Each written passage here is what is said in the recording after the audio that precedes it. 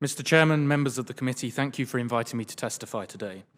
Ensuring that a family can be raised affordably in America should be an uncontroversial public policy objective. Yet government policies at the federal, state and local levels today raise prices of basic goods and services to the disproportionate financial detriment of poor households and families with children. Households across the income spectrum spend large amounts on goods and services that at their most basic should be considered necessities. Items such as food, shelter, transport, clothing, utilities, and often childcare.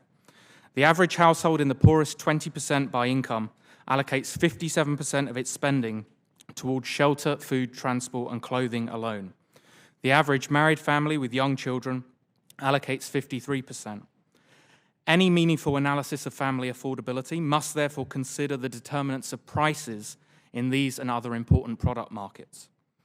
In recent years, housing and childcare affordability have become particularly pertinent political issues, given their high toll on family budgets. High housing and childcare prices are often deemed market failures, necessitating corrective government intervention, price controls, or subsidies. But in both those markets, existing government regulations actively constrain supply, in turn raising prices. Extensive academic work has shown how overly restrictive local land use planning and zoning laws constrain new housing building, particularly in major cities. As demand for housing rises, an unresponsive supply of homes drives up the market price of housing services, forcing downsizing, longer commutes, or higher rents and mortgage payments on poorer families. Lesser known is the state-level childcare staffing regulations, notably restrictive staff-to-child ratios and qualification requirements for workers, which reduce the supply of childcare centres in poorer areas, driving up prices and reducing formal care options for families. Again and again, one finds the same pattern of government policies increasing prices. The federal sugar program, milk marketing orders and ethanol mandates raise the price of families' groceries. Federal fuel standard regulations and state-level automobile dealership laws inflate the cost of driving.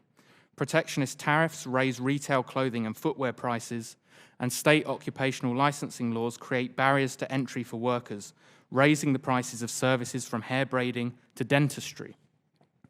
My research has sought to aggregate the price effects of all of those policies stated. Using very cautious assumptions, I find that combined, they raise prices faced by typical poor families by anywhere between $830 and $3,500 per year directly.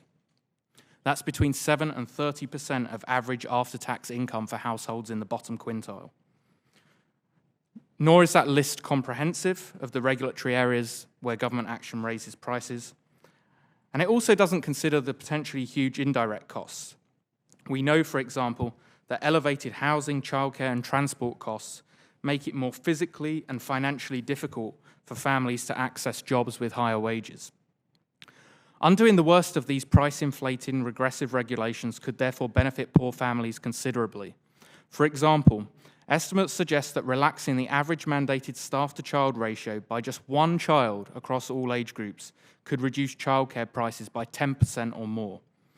Addressing government policies that drive high prices at source would also dampen the demands we see for risky rent control measures, affordable housing mandates, higher minimum wages, government-subsidized childcare, and new tax credits or expanded allowances. My main message today is therefore simple.